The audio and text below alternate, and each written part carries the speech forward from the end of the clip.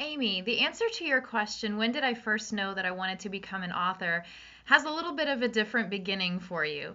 I did not know that I wanted to be a writer when I was a kid. In fact, my dream was to be a Disney animator.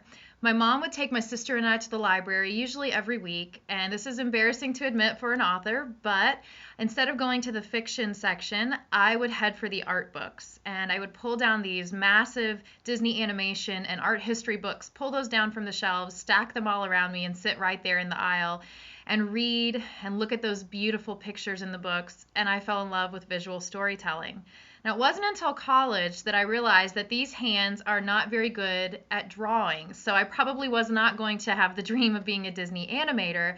And so I fell in love with art history, but through research writing. And so I entered my first art history classes from about 2001 to 2004, and it was about 10 years ago in one of those first art history classes where I first learned about the art of concentration camps, and in particular the art of Auschwitz. And that is where Adele's story and The Butterfly and the Violin, that's where it really came alive. I knew that was a special topic, but I didn't know what God was going to do with it at the time. So I stored the idea away, and 10 years later, that book came alive.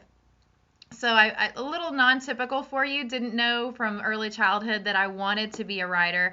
And in fact, I wasn't the best reader. I know it's embarrassing to tell you, but my sister, who is a teacher in Bosnia, she was actually the reader of the family.